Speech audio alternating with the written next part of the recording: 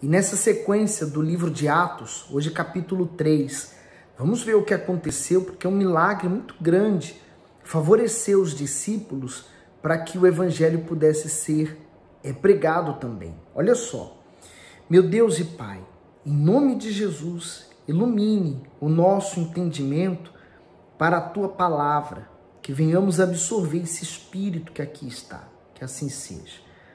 No versículo 1, e Pedro e João subiam juntos ao templo à hora da oração, a nona, e era trazido um homem que desde o ventre de sua mãe era coxo, o qual todos os dias punham à porta do templo chamada Formosa para pedir esmolas aos que entravam no templo, o qual, vendo a Pedro e a João que iam entrando no templo, pediu que lhes desse uma esmola. E Pedro, com João, fitando os olhos nele, disse: olha para nós. E olhou para eles, esperando receber deles alguma coisa.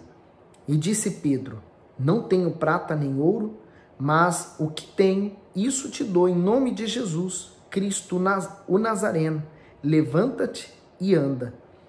E tomando pela mão direita, o levantou, e logo os seus pés e joelhos se firmaram. E saltando ele, pôs-se em pé, e andou e entrou com eles no templo, andando e saltando e louvando a Deus.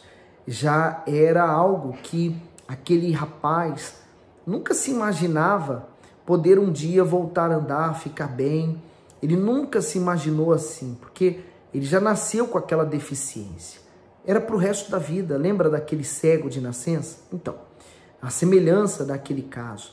Veja que os apóstolos, né, Pedro e João, ao entrar no templo, antes de entrarem, viram ele e tiveram fé também, de determinar que ele ficasse firme. Mas eles usaram o nome de Jesus. Aí está o exemplo. Você quer algo e você usa esse nome. Por isso que nós não podemos, por exemplo, pronunciar o nome do Senhor Jesus em vão. Mas devemos usar esse nome com poder e autoridade naquilo que vamos determinar acontecer. Por isso que hoje o mal já trabalhou de tantas formas que a pessoa, por exemplo, ela tropeça, acontece uma coisa, ela recebe uma notícia, a primeira coisa que ela fala: ai, Jesus, ela começa a usar esse nome de forma em vão. Quando ela precisa usar com fé e autoridade, aquele nome não está mais como deveria estar, no patamar que deveria estar, que é acima de todos os nomes. Agora esse homem, ele entra louvando, agradecendo a Deus pela cura que aconteceu. E todo o povo o viu andar e louvar a Deus. E conheciam-no, pois era ele o que se assentava a pedir esmola à porta formosa do templo. E ficaram cheios de pasmo e assombro pelo que lhe acontecera.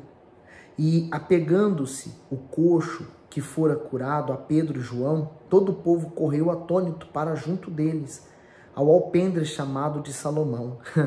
Jesus fazia milagres, a multidão se reunia em volta do Senhor Jesus, as pessoas gostavam de ouvi-lo, as palavras que saíam da boca dele traziam ânimo.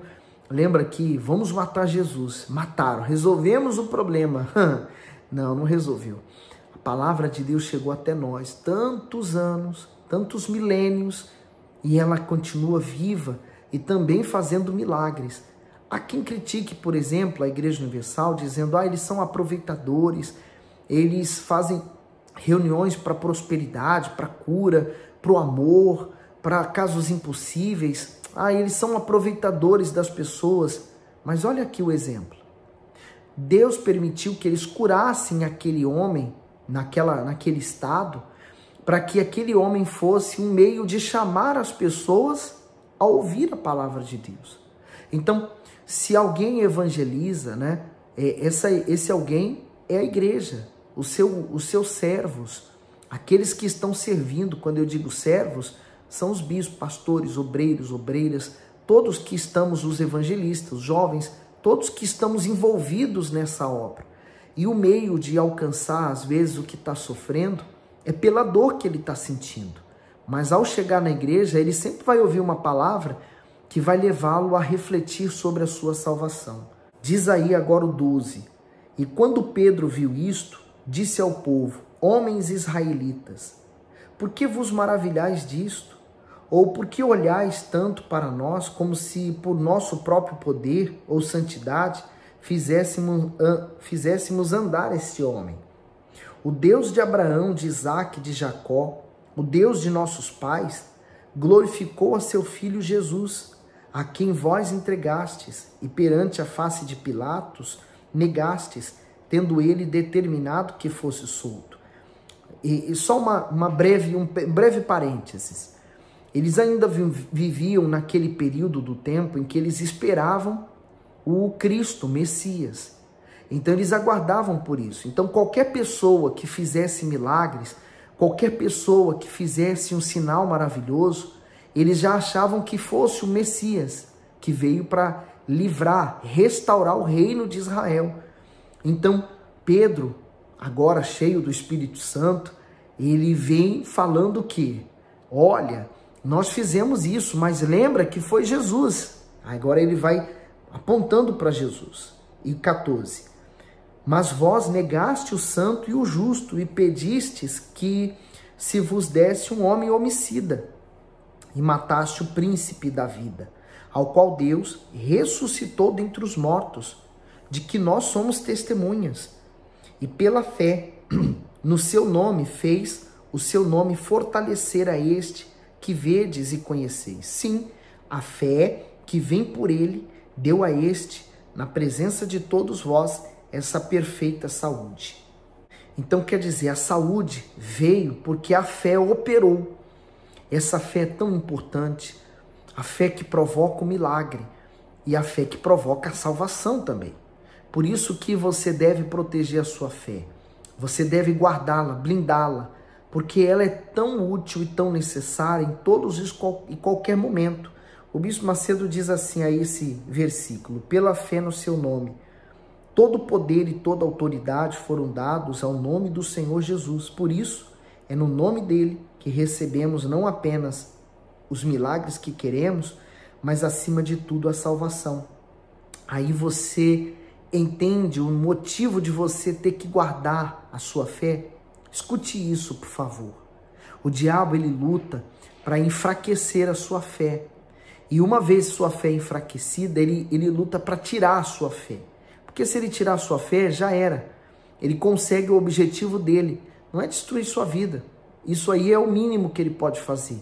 Ele quer levar a alma para o inferno. Então, Deus também quer a sua alma. E ele dá uma fé para você.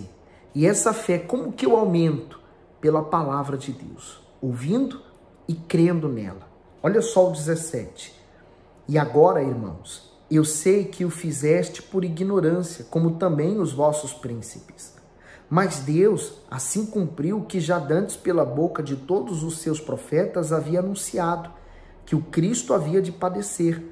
Arrependei-vos, pois, e convertei-vos, para que sejam apagados vossos pecados, e para que venham assim o tempo de refrigério pela presença do Senhor. Olha o detalhe, o tempo de refrigério não vinha pela restauração do trono de Israel, pelo reinado, pelas coisas boas que poderia acontecer na vida daquelas pessoas, mas o refrigério viria pelo Senhor. É o que o Espírito Santo faz em nós.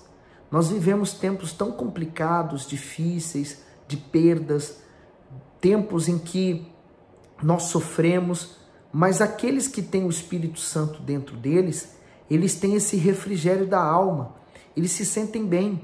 Por mais lutas que uma pessoa cheia do Espírito Santo possa enfrentar, ela deita sua cabeça, por exemplo, na cama, no travesseiro para dormir, ela dorme bem, descansa, ela acorda no dia seguinte, levanta, vou para mais uma batalha e hoje eu levanto para vencer. E ela continua lutando.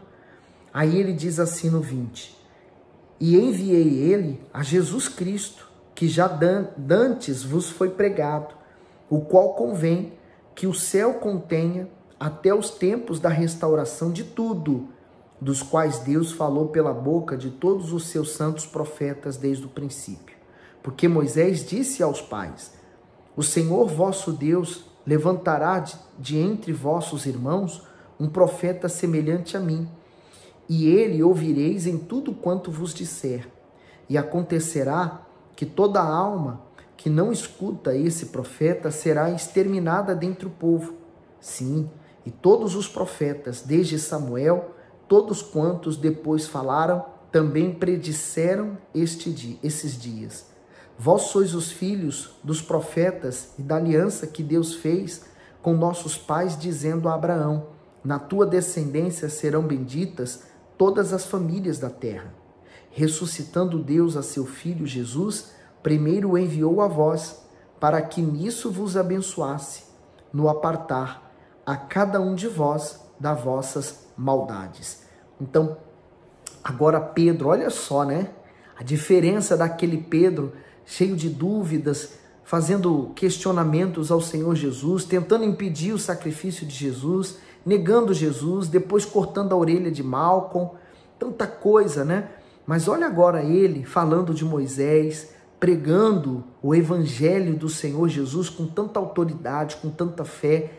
Aí quem é capaz de fazer essa mudança? Senão o próprio Espírito Santo. Eles andaram com Jesus, e mesmo andando com Jesus, não evitou de Pedro negar Jesus, de cortar a orelha de Malcom, tanta coisa, não é? Mas o Espírito Santo tornou ele capaz.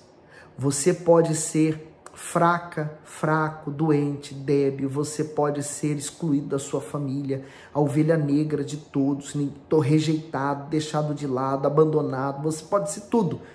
Mas quando você recebe o Espírito Santo, você recebe em você a plenitude de um Deus todo-poderoso que cobre você com a justiça dele e te fortalece. É isso que você está precisando. Por isso, qual é o caminho para isso acontecer? Está no 19. Arrependei-vos, pois, e convertei-vos, para que sejam apagados vossos pecados e para que venham assim os tempos de refrigério pela presença do Senhor. O bispo Macedo diz: arrependei-vos, pois, e convertei-vos. É o pecado que afasta o ser humano de Deus e traz todo tipo de dor e sofrimento. Contudo, ao se arrepender e se converter da vida errada, a pessoa alcança a libertação da sua alma. Quando isso acontece, o Espírito Santo proporciona a paz que vem do seu perdão. Além de trazer refrigério para a sua alma, ele realiza o maior de todos os milagres em sua vida, a regeneração, ou seja, o novo nascimento. Você quer ter paz? Basta você buscar ter o Espírito Santo em você. Que Deus ilumine e continue iluminando você.